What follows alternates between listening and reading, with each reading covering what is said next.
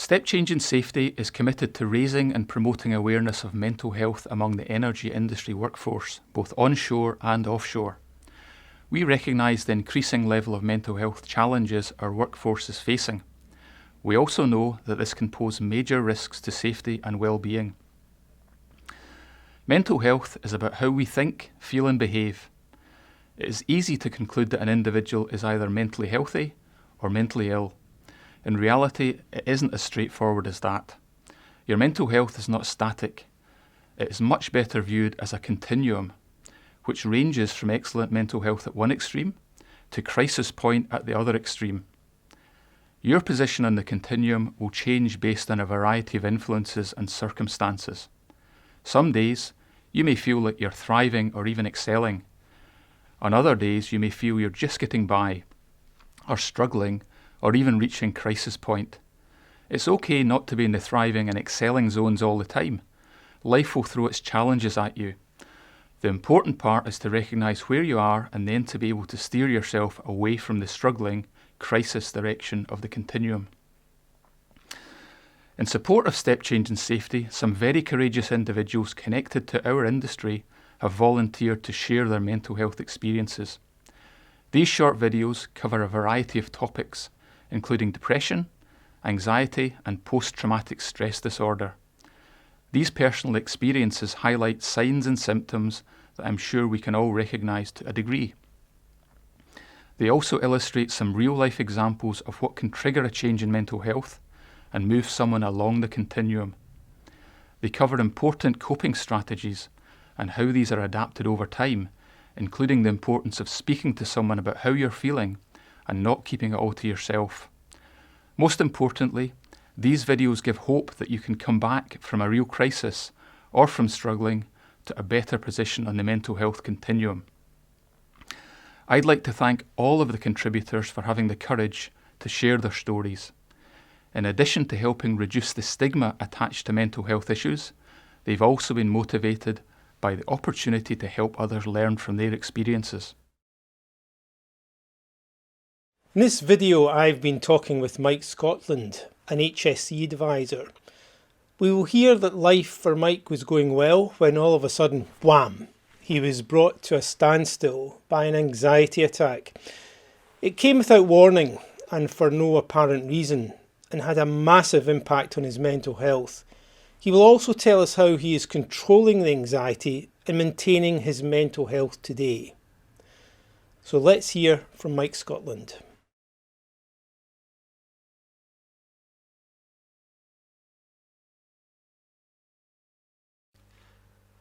So started as a green hand roustabout entry level back in 2014. So obviously just when the downturn started, I got my foot in the door and worked my way through the drilling side of things. So on the jack-up rigs, the semis, was fortunate enough to get involved with a big commissioning project, which was pretty incredible. That's where I got my first taste of safety rep.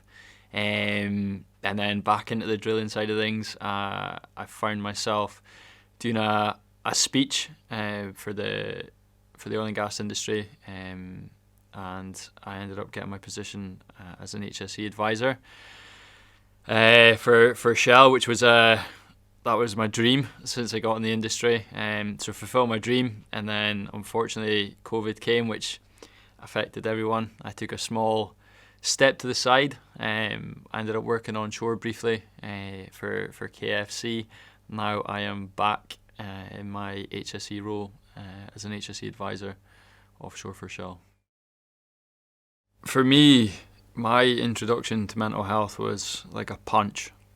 You go through your life thinking that everything is as it is. You accept everything almost, because that's the normal. But for me, I was in the car one day with my other half, and my baby boy was in the back seat. Normal day, nothing out of the normal from the morning. In the car, driving towards a set of traffic lights in Aberdeen, and all of a sudden I felt like the car was like shrinking, like it felt like it was really shrinking and closing in on me.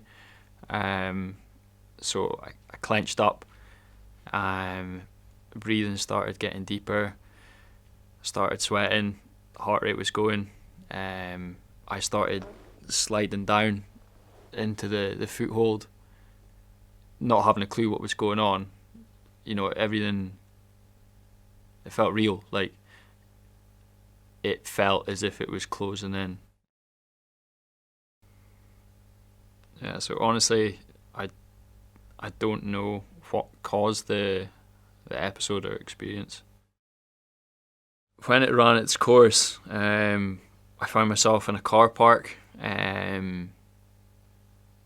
about to play with my child. But I remember stopping the car, getting out, sprinting to the nearest thing I could see, which was like a Portaloo cabin. Threw myself against the wall, fell down, started crying. My other half at the time came over, and I just remember looking up and saying, I need help. Something's wrong, and I need to speak to the doctor. The doctor told me what I was saying, was as expected, not normal. It was obviously related to mental health. We looked at medication, we looked at CBT, other forms of things that I could look into, signposting, research, because it was that initial conversation, it was, let me know what you think and how you feel. It gave me the information that I could kind of go home and digest. I think from the questions the doctor asked me and the answers I gave, it gave me that, I guess it sounds a bit silly, like an out-of-body experience of myself, like a whole different perspective. And when I started saying things, and he kind of attached like anxiety, social anxiety, extreme anger, depression, these words were then attached to emotions. So rather than me just kind of feeling that they were just thoughts, there was a deeper connection, a deeper root there. And I think what I wasn't aware of is I'd been experiencing this my whole life. So starting the day, there'll be things that trigger my anxiety every day. I know this now, so I can manage it. But before, simple tasks, I'd maybe avoid them. And what might seem as a very, very simple task to you would seem like Mount Everest to me. And it would be easier avoiding them. When it comes to the complex things, I'm normally very, very good at. But maybe basic things would bring it on. Could be like doing the washing. So I wake up, I know I've got to do it, but straight away you start that self-perceived pressure that, you're on edge. You look at the situation, you're like, what's wrong? Like, you okay? And my consistent answer would be, yeah, of course I am. But at the point, it's like I'm thinking about the washing, but I can't explain it at the time. For now, obviously, I know I know that now, and I can assure you I do my washing. But it was always the basic things, and it wasn't until I started looking into the words like anxiety that I understood it was a trigger. So I stripped my entire life down to the furthest memory when I was 2 years old, and pretty much went through my entire life cycle and figured out the things I struggled with, which then gave me my triggers. And when I knew my triggers, I could then reflect coping strategies, my tools, find out what to use, how to deal with them, because the triggers are always there, but you just manage them. It's not like they disappear. For me, when I feel that anxiety come on, because sometimes it's hard to avoid, I breathe. I breathe. Slowly, deeply, long inhales, hold on to it, and long exhales, because sometimes our thoughts, sometimes my thoughts, they move so fast. They move so fast. And one thing I learned from my fitness, it wasn't necessarily how fast you could run or how long you could run, but was always how quick can you control your heart rate and how quick can you slow it down, because then you can go again. And that's the key to fitness. So I thought, well, if my thoughts are moving so fast, how can I slow them down? And I always thought, right, breathing slows everything down. And sometimes I feel like my thoughts, they try and move away from me. And it's not like you have like long arms or hands inside your head and it reaches. But I always believe if I slow my thoughts down by breathing, I've got half a chance of catching it and getting ahead of it before it comes again. So for me, it's that self-control. There's times where you feel that you're not in control of everything, everything's going so fast, and there's the hustle and bustle, your nerves. But breathing is that one thing.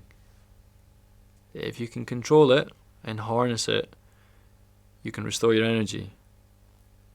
You can bring everything down to a logical level, and then you make your decision, and then you make your next move.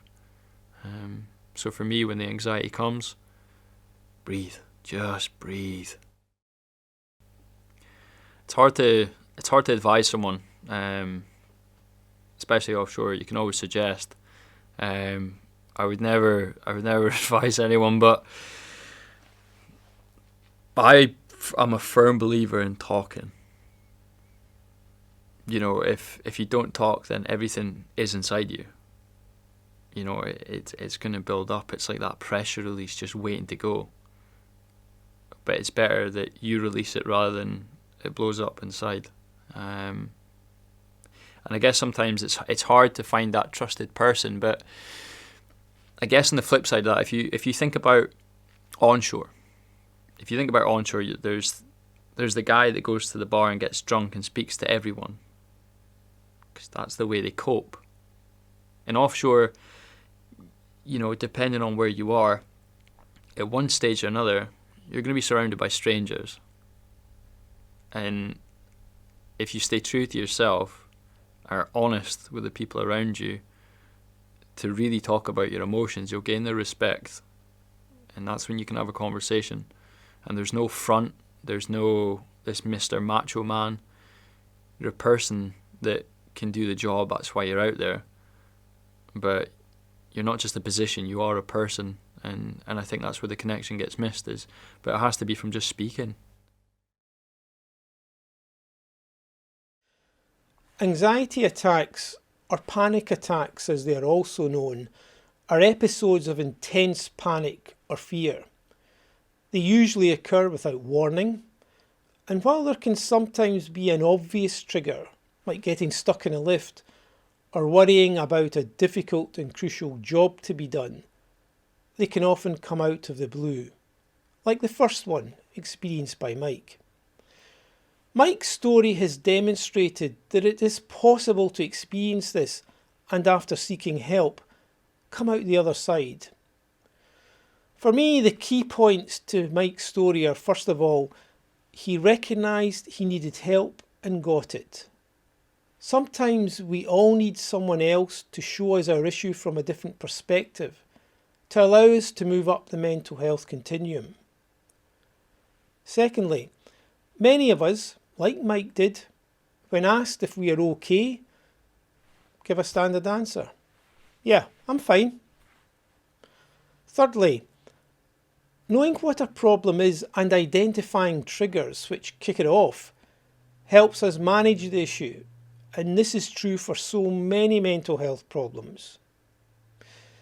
In this series of videos, there is one clear message from all our contributors. Talk. Talking does help relieve pressures that can build up inside us.